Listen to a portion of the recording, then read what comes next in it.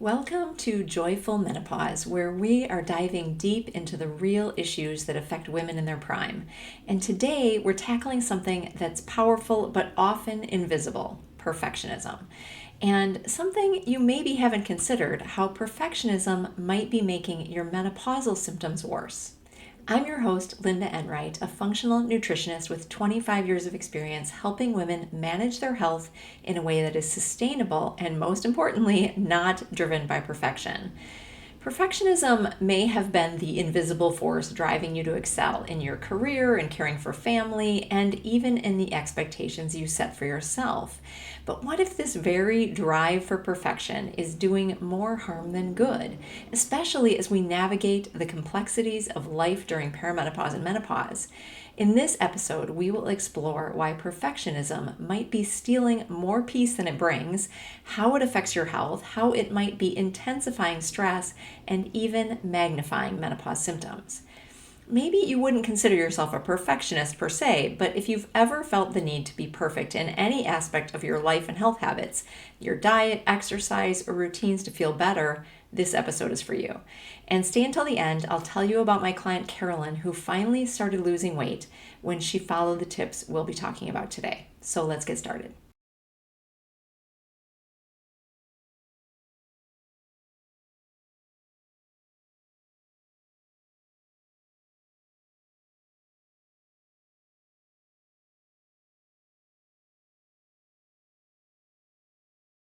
I want to start today with some questions for you. Why do you want to be healthy? And what does healthy mean to you? What are your health goals? And what do you want your health for? So take a moment to think about that. Often we focus on being healthy because we want to feel good, have energy, be present in our lives. But somewhere along the way, especially as we get older and face new challenges like perimenopause or menopause, that desire can shift into something a bit more rigid. Many of us begin to feel that if we don't do everything perfectly, if we don't eat right, exercise enough, or stick to our routines exactly, we'll never feel the way we used to. That pressure to do it all right can become overwhelming, and that's where perfectionism creeps in. It can tell us that if we're not doing everything perfectly, we're failing. But here's the catch. Perfectionism is not the key to health. In fact, it can make things worse. There is, maybe not a surprise to you, a connection between perfectionism and stress. What happens when you try to be perfect? It can increase your levels of stress because honestly, perfection is rarely attainable. And stress is a huge factor when it comes to menopause symptoms. When you push yourself to meet unrealistic expectations, you are adding unnecessary stress to an already challenging time. During menopause, your body is changing in significant ways. Hormonal shifts, like fluctuations in estrogen, can make you more susceptible to stress, and that stress can amplify symptoms like hot flashes, sleep disturbances, mood swings, and fatigue. The more stressed you feel, the more intense these symptoms can become. Think about it. If you're already frustrated by the symptoms you're experiencing, maybe it's insomnia, brain or weight gain, and you believe that the only solution is to be perfect, it creates a vicious cycle. You try harder, but the symptoms persist or they get even worse, leading to more frustration and stress. The cycle continues, making you feel like you're failing, even when you are actually doing your best. So I have another question for you. What are your symptoms getting in the way? Are they preventing you from living the life you want? Perhaps your brain fog is making it harder to focus at work, or your sleep issues are keeping you from being present with your family. These are real challenges, but perfectionism doesn't solve them. What you need to recognize is that the desire to be perfect is often fueled by frustration. This frustration of not feeling like you used to. And it's completely normal, of course, to feel this way, but the truth is, trying to be perfect only adds to the frustration. It prevents you from giving yourself grace and accepting that your body is changing, that you are changing. Here's the good news. You don't need to be perfect to feel better. In fact, letting go of perfectionism can be one of the most powerful things you do for your health. So start by shifting your focus from perfection to progress. Instead of striving for a perfect diet or an exercise routine, aim for consistency. Find what works for you and your body right now. Some days you might have the energy for a full workout, while other days a simple walk is just great, and that's totally okay. It's also important to prioritize self-compassion. Understand that you are doing your best and that is enough. Your body needs time and care during this transition. Rather than punishing yourself for not meeting an impossible standard, reward yourself for the small steps that you take each day. Every health choice, no matter how small, counts.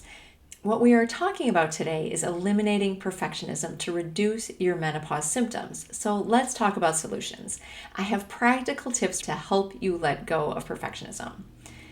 Shift away from all or nothing thinking. Perfectionism might make you feel like if you can't do something perfectly, it's not worth doing it at all. What might be better is to pat yourself on the back for all the good things you do for your health. Maybe you don't have time for an hour-long workout, but can you do 15 minutes? That's still progress, and it all adds up. Focus on what you can do rather than what you didn't do. Practice self-compassion. Be kind to yourself, especially on tough days. Instead of criticizing yourself for not being perfect, offer yourself the same empathy you would give a friend. Remind yourself that you're navigating a major life transition, and I expect also probably juggling a lot of balls at the same time, and it's okay to not have it all figured out. Set realistic, flexible goals. Perfectionism tends to come with rigid, often unrealistic goals. Instead, set smaller, achievable goals that fit your current lifestyle. For example, if you're aiming to eat healthier, try adding 1 or 2 more vegetables into your meals each day rather than overhauling your entire diet at once. Thinking in extremes never works. Change generally works a lot better when you take one step at a time. Recognize your wins, whether they're big or small. Keep track of what you accomplish in a day, no matter how minor that may seem. Celebrate the fact that you took a walk, prepared a healthy meal, or simply took time to rest. Recognizing these wins helps shift your focus away from what you think you didn't do perfectly. This may be the most important one. Embrace rest as part of your routine. Perfectionism often makes us feel guilty for resting, but rest is essential, especially during menopause. Allow yourself time to recharge without feeling like you're wasting time. Resting is productive because it helps you restore energy, reduce stress, which in turn helps ease your symptoms. So here's the takeaway. Perfectionism is not your path to feeling better.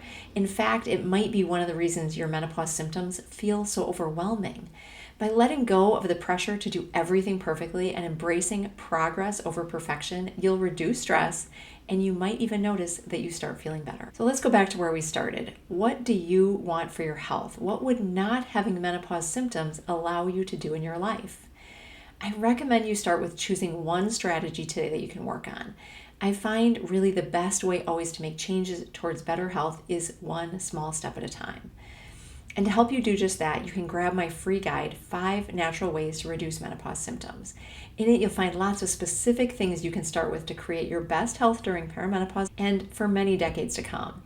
And with that, I recommend you take one small thing and just pay attention to that. You can't tackle all of it at once, but each small change adds up to big improvements in your health. Let me say that again because I think it's so important. Each small change adds up to big improvements in your health. So to get that guide, go to the show notes below and click on the link for the free guide. My client Carolyn started with just one component of the second step and she started getting results immediately. On that note, as promised, I want to finish up by telling you a story about Carolyn. Carolyn came to me with lots of symptoms. She couldn't lose weight in spite of lots of effort. She was exhausted all the time. She had regular headaches and her digestion was a mess. She worked full-time in a stressful job. She had lots of demands at home and she was in perimenopause. Carolyn was counting every calorie, paying attention to her macros, and she was exercising twice a day. She had a hard workout in the morning and then she would go for a walk after work. No wonder she was exhausted. She was working so hard to do everything right, to be the perfect mom and employee, to get back into the clothes that she felt good in, limiting her food and exercise a lot to try to do all that. But it wasn't working. She felt worse than ever. The first thing I had Carolyn do was cut back her exercise to 1 time a day, and on some days to make it gentle exercise like yoga.